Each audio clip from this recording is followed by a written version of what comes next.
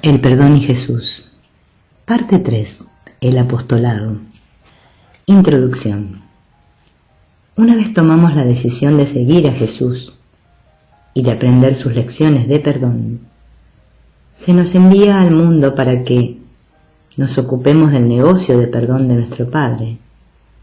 Se nos puede llamar propiamente apóstoles o maestros de Dios, aquellos que son enviados a los demás para que aprendan las lecciones que enseñarán ahora. La bienaventuranza, bienaventurados los que trabajan por la paz, porque ellos serán llamados hijos de Dios, es aquella hacia la cual conducen todas las demás. Esta refleja la obra de los apóstoles en el mundo, la cual consiste en ofrecer la paz de Jesús a aquellos que creen carecer de ella, y en recordarse a sí mismos su herencia natural como hijos del Padre. Es imposible difundir la paz si no se posee también. Cuando uno está verdaderamente en paz, tiene que extenderla a los demás, pues tal es la ley de extensión. Por lo tanto, la manera de convertirnos en pacificadores es el estar en paz nosotros mismos. El centro de interés es siempre qué somos y no qué hacemos. Sin embargo, lo que refuerza la creencia en lo que somos es el enseñarlo. El curso establece, como la segunda lección del Espíritu Santo, para tener paz, enseñar paz para así aprender lo que es, y leemos en el manual, enseñar es aprender, y por consiguiente no existe ninguna diferencia entre el maestro y el alumno.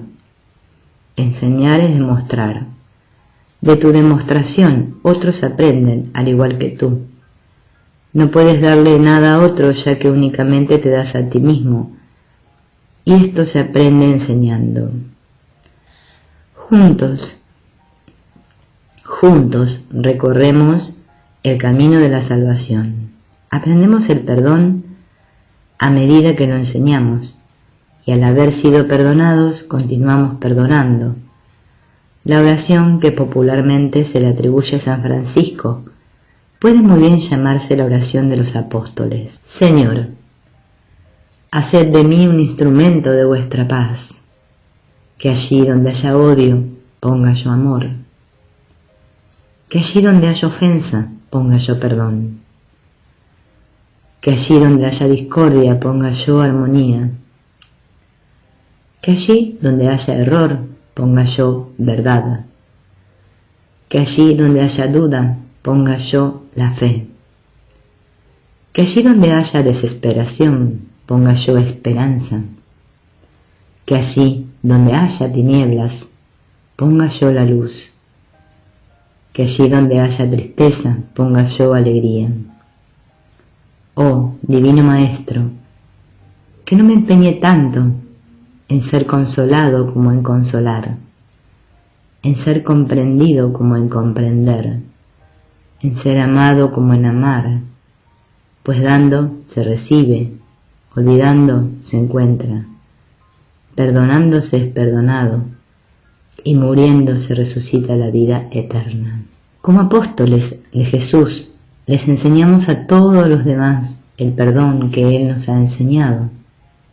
Inmediatamente después de su saludo de paz a los apóstoles reunidos en el aposento alto, y después de brindarles una experiencia directa de perdón, Jesús los envía a los demás para que compartan con esta bendición de la absolución del pecado y el deshacer de la culpa. Como el Padre me envió, también yo os envío. Jesús les otorga al Espíritu Santo, la presencia interna de la voz de Dios, la cual les guiará, protegerá y consolará. Recibid el Espíritu Santo. A quienes perdonéis los pecados, les quedarán perdonados. A quienes se los retengáis, les quedan retenidos. Al ser enviados al mundo, los apóstoles tienen la encomienda especial de enseñar el perdón de los pecados que acaban de experimentar. Un apóstol, por consiguiente, es un mensajero enviado por Jesús a transmitir el sencillo mensaje que sí salva al mundo. El curso recalca la diferencia crucial entre los mensajes del cielo y los del mundo. Los mensajes que transmiten van dirigidos en primer lugar a ellos mismos, y es únicamente en la medida en que los pueden aceptar para sí que se vuelven capaces de llevarlos aún más lejos y de transmitirlos allí donde se dispuso que fueran recibidos.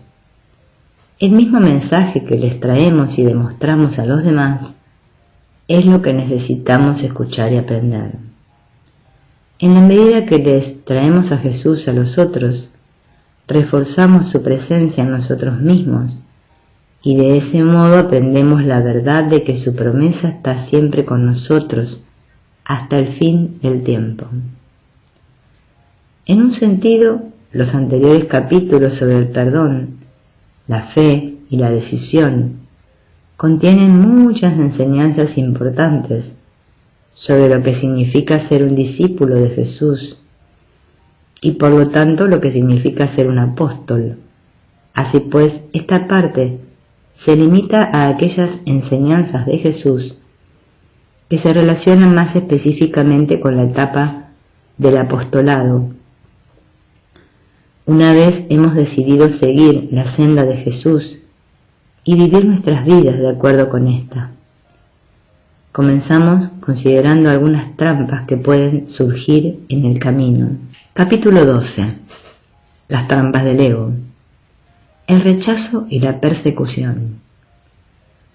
Una observación frecuentemente señalada por estudiantes de un curso de milagros, haciéndose eco de la experiencia de los seguidores de cualquier camino espiritual, es la ira que con frecuencia expresan las personas ante la presencia de la indefensión.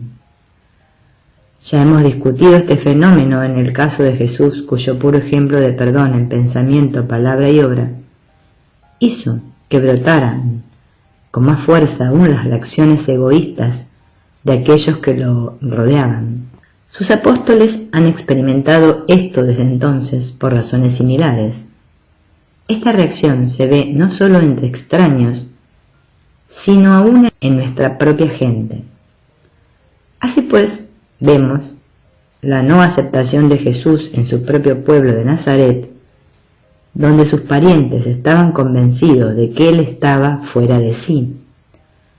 Jesús comenta más adelante: un profeta solo en su patria, entre sus parientes y en su casa, carece de prestigio. Hay varios pasajes en los evangelios donde Jesús les advierte a sus discípulos sobre esta misma persecución por causa de él, y hemos citado las últimas bienaventuranzas famosas. Bienaventurados los perseguidos por causa de la justicia, porque de ellos es el reino de los cielos. Bienaventurados seréis cuando os injurien y os persigan y digan con mentiras toda clase de mal contra vosotros por mi causa. Alegraos y regocijaos, porque vuestra recompensa será grande en los cielos, pues de la misma manera persiguieron a los profetas anteriores a vosotros.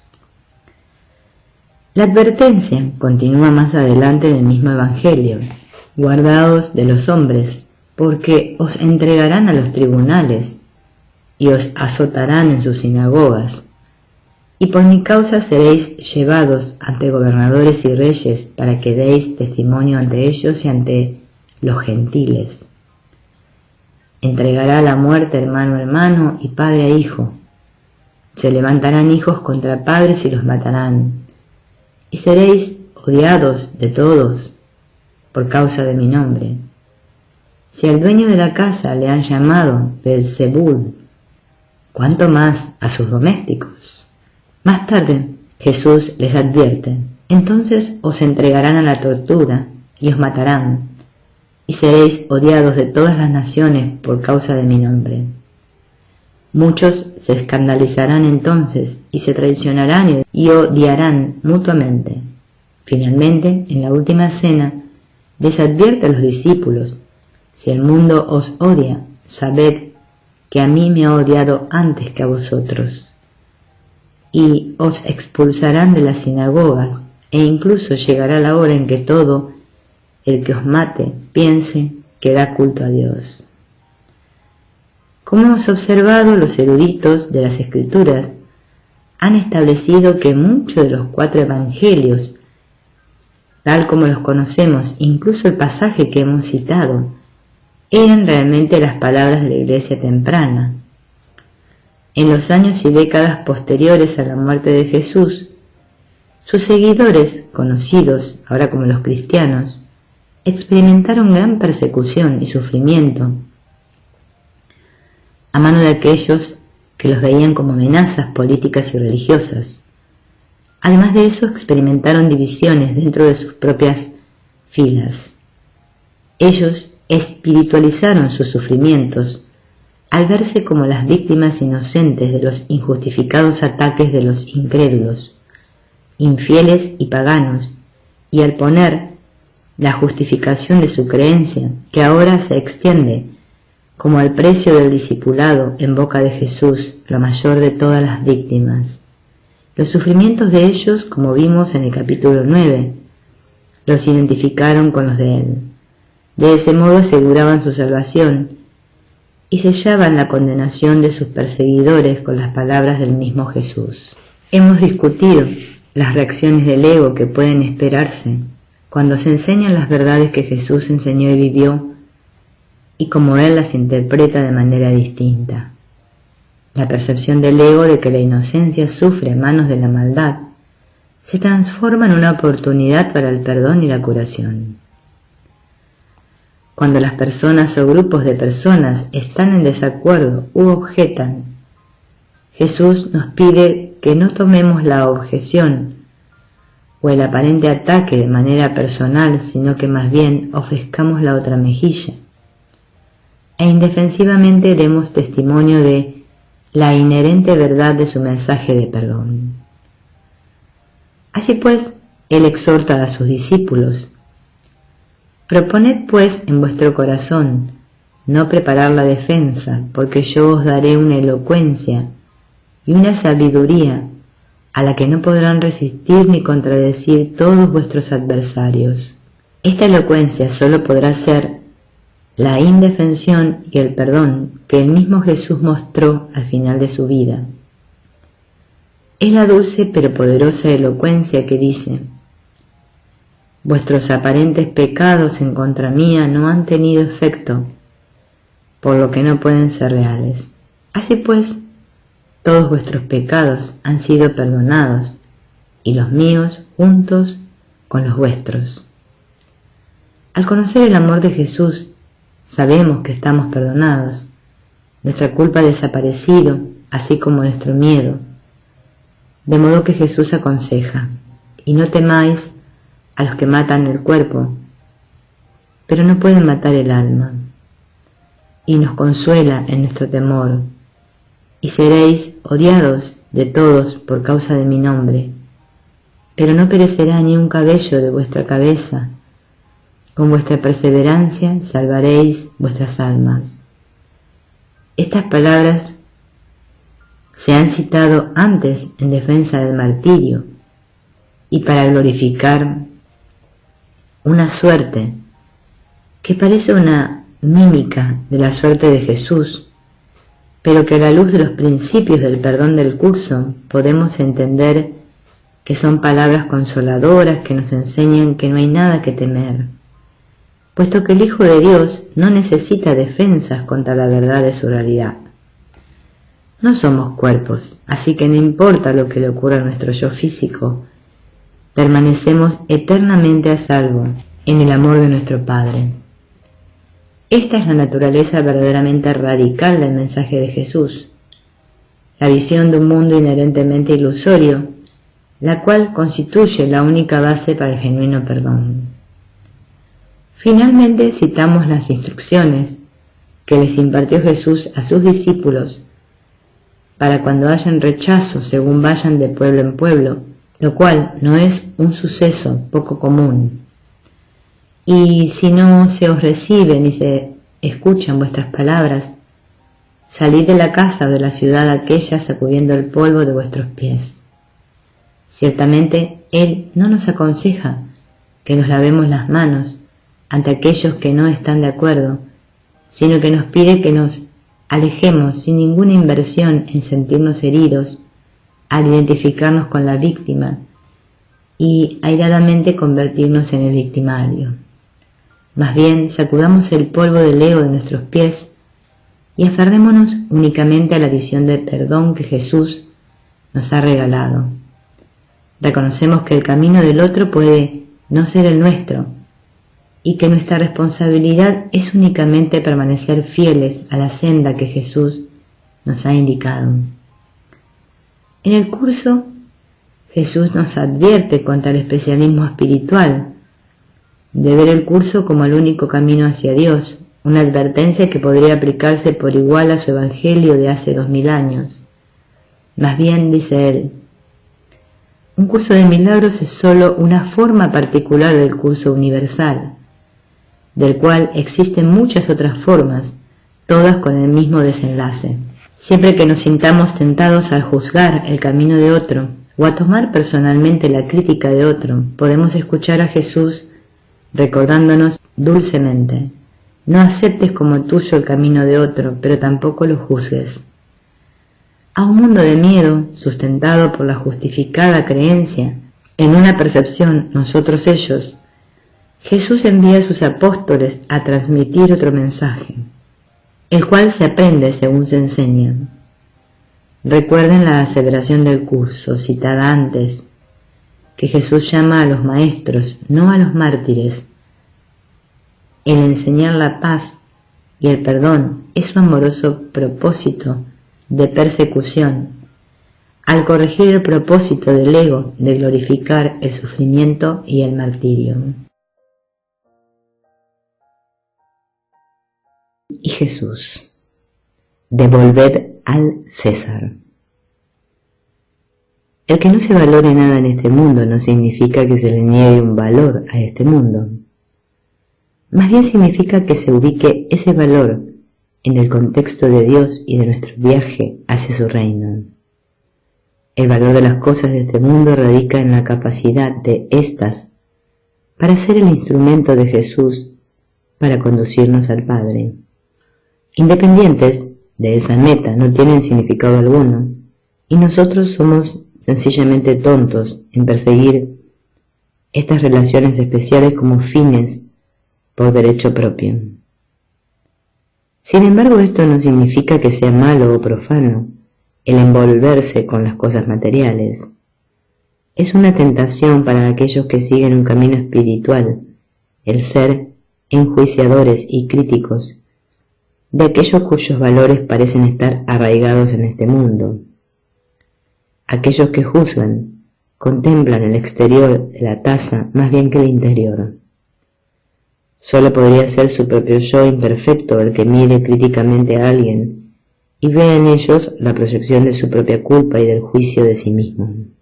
Las personas se aferran a las cosas de este mundo por miedo, no por maldad, al creer que Dios no podría amarlas y mucho menos proveerles.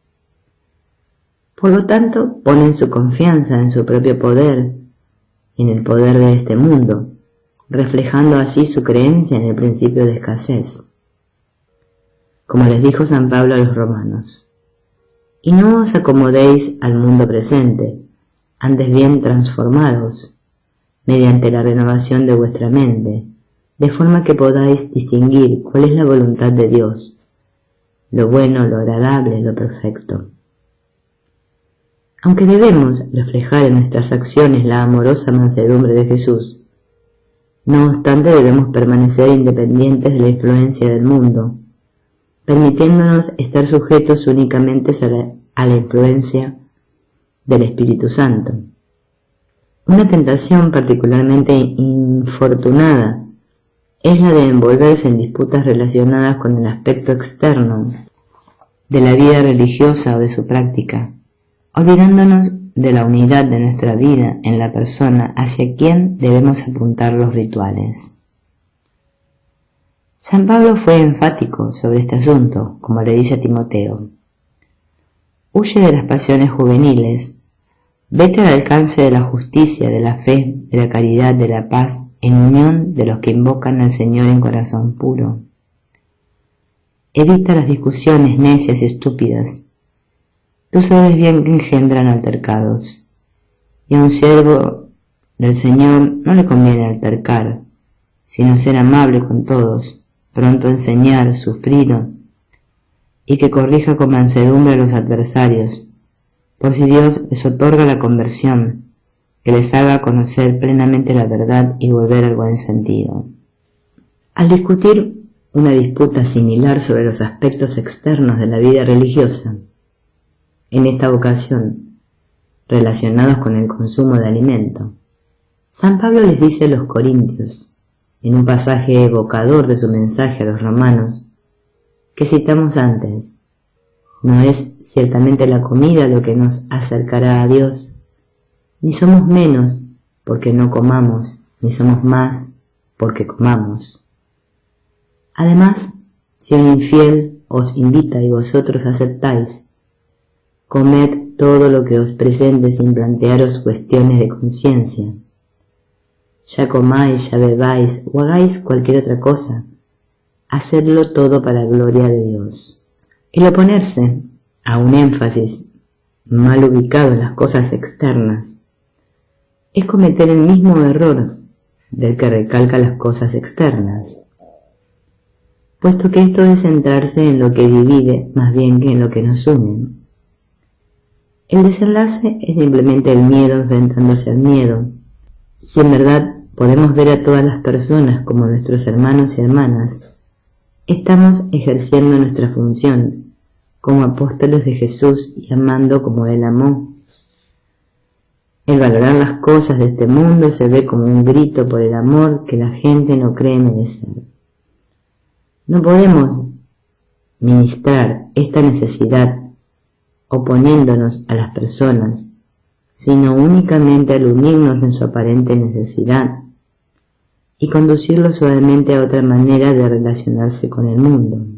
Este era el mismo principio que fundamentaba la vida de Jesús, el vivir en el mundo del ego hasta la muerte misma y conducirnos más allá de la muerte al mundo, que es nuestro verdadero hogar.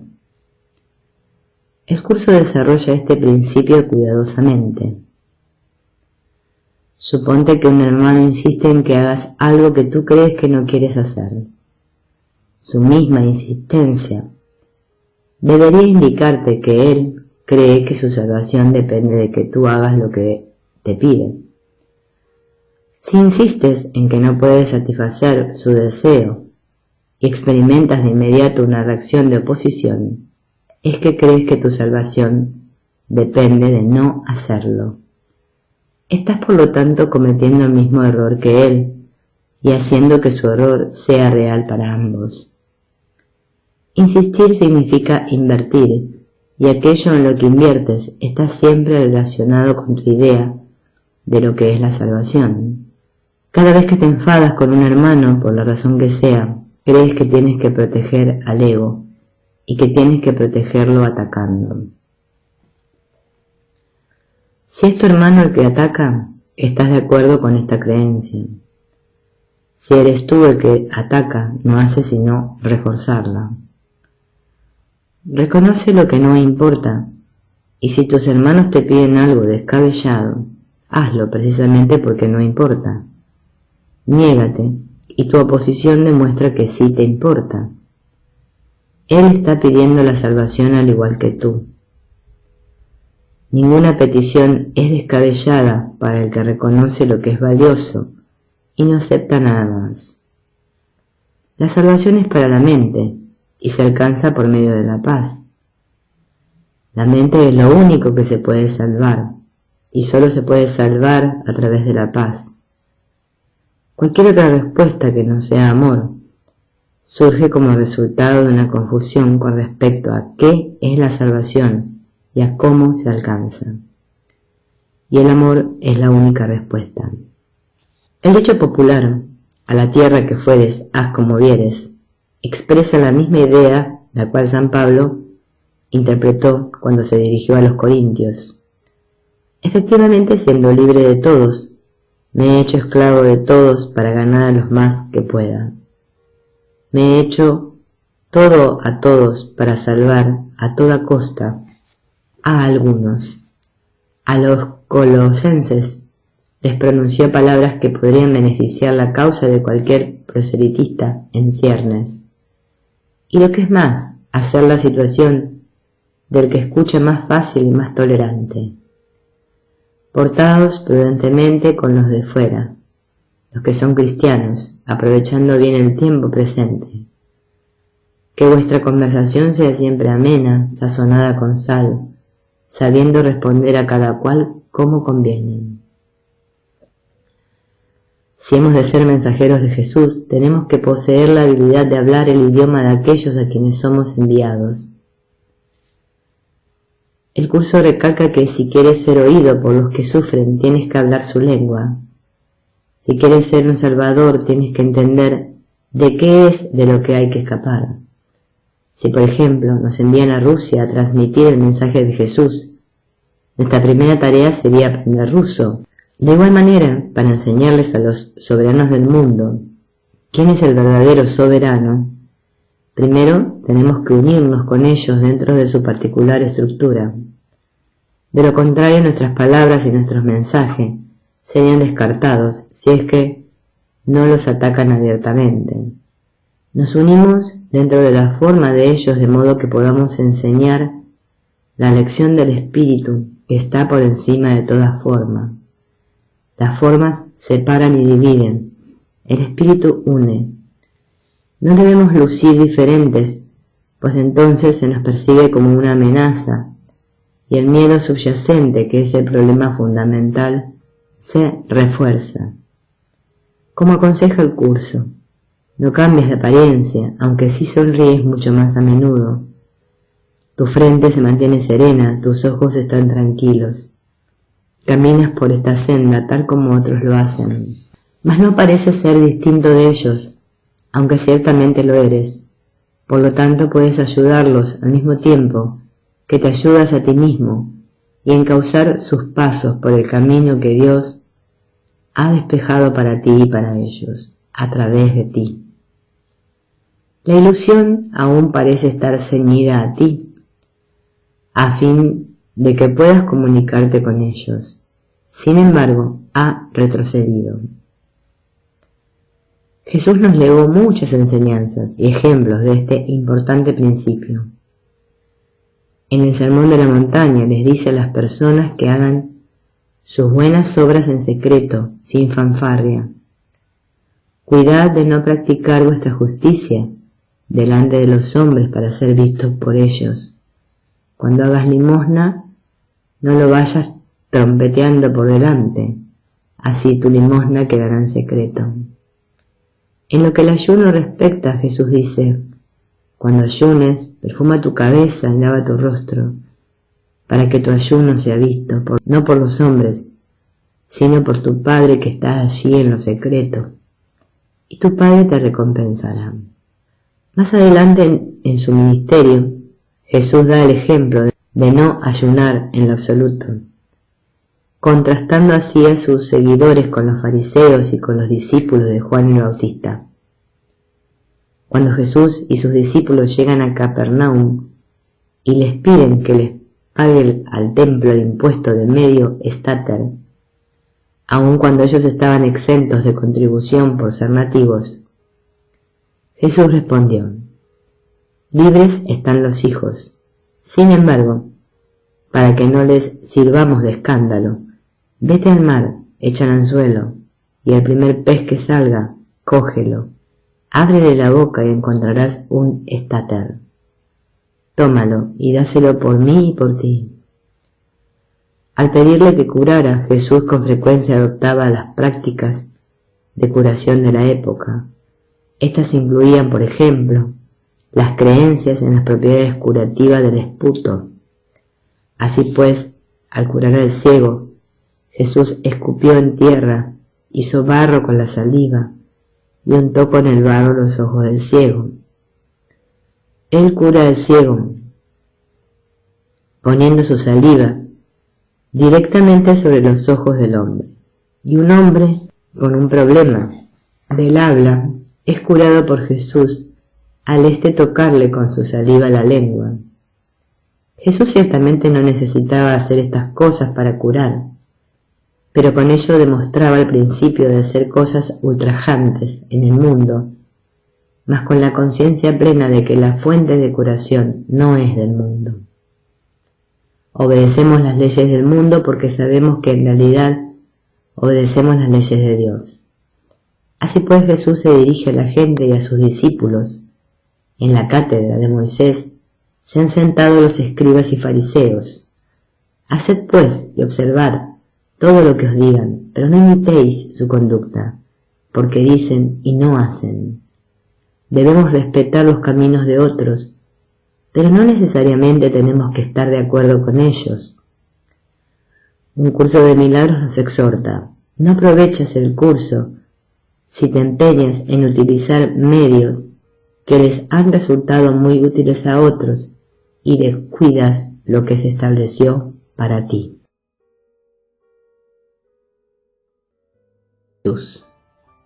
Continuación de capítulo 12. Las trampas del ego. Devolved al César. Jesús ciertamente no necesitaba hacer estas cosas para curar, pero con ello demostraba el principio de hacer cosas ultrajantes en el mundo, más con la conciencia plena de que la fuente de curación no es del mundo. Obedecemos las leyes del mundo porque sabemos que en realidad obedecemos las leyes de Dios. Así pues, Jesús se dirige a la gente y a sus discípulos. En la cátedra de Moisés se han sentado los escribas y fariseos. Haced pues y observad todo lo que os digan, pero no imitéis su conducta, porque dicen y no hacen. Debemos respetar los caminos de otros, pero no necesariamente tenemos que estar de acuerdo con ellos. Un curso de milagros nos exhorta: no aprovechas el curso si te empeñas en utilizar medios que les han resultado muy útiles a otros y descuidas los que se estableció para ti. Los fariseos esperaban atrapar a Jesús en un acto de obediencia civil y le preguntaron si era permisible pagarle tributos al César. La respuesta de Jesús los tomó desprevenidos al decirle que eran la cabeza del César y su nombre los que aparecían en la moneda. Él les dijo: pues lo del César devolvédselo al César y lo de Dios a Dios. San Pablo establece normas para nuestra conducta de acuerdo con este principio. Sométanse todos a las autoridades constituidas. En efecto, los magistrados no son de temer cuando se obra bien, sino cuando se obra el mal. ¿Quieres no temer a la autoridad? Observa el bien y obtendrás de ella elogios, pues es para ti un servidor de Dios para el bien. Pero si obras el mal, teme, pues no en vano lleva espada. Por tanto es preciso someterse, no solo por temor al castigo, sino también en conciencia. Por eso precisamente pagáis los impuestos, porque son funcionarios de Dios, ocupados asiduamente en este oficio. Esto no significa que se apoye lo que nuestro gobierno hace o no hace, ni debe implicar para nosotros un curso específico de acción o de no acción. El principio se refiere a una actitud que no juzga ni condena, sino que solo procura hacer lo que Jesús nos pide. Significa que si queremos ser instrumentos de corrección, debemos actuar con amor. Nos unimos en espíritu con nuestros hermanos y hermanas, lo cual resulta imposible una vez nuestra motivación es oponernos a ellos. Como vimos antes, un ego siempre está equivocado, pero un hijo de Dios, nuestra verdadera identidad, siempre está en la actitud correcta, y es con esta rectitud de espíritu con lo que nos identificamos. La cuestión, si podemos parafrasear a Hamlet nuevamente, no es actuar o no actuar, en lo que se refiere a impuestos o leyes de reclutamiento, apoyo a la política gubernamental, etc. Más bien, el asunto es ¿a cuál voz elegimos escuchar? ¿El ego o el Espíritu Santo? Y esto no tiene nada que ver con la forma de nuestra respuesta. Tal vez se nos indique que actuemos distinto a los demás, o que nos abstengamos de ciertas exigencias sociales o legales, o quizás nuestra orientación sea que permanezcamos igual, pues a través de nuestra disposición a cumplir con las exigencias sociales comunicamos el mensaje de unidad. Lo que es importante es el propósito de nuestras acciones, o no acciones. La forma por sí misma no significa nada. Así pues, Jesús añade una nota al calce, a la cita del curso que mencionamos antes, cuando dice: he dicho que si un hermano te pide que hagas algo que a ti te parece absurdo, que lo hagas, pero ten por seguro que esto no significa que tengas que hacer algo que pudiese ocasionarte daño a ti o a él, pues lo que le hace daño a uno le hará daño al otro. Hay una sola persona que sabe lo que en verdad hiere, y así hay solo una persona que sabe lo que debemos hacer. Él es el único a quien debemos pedirle.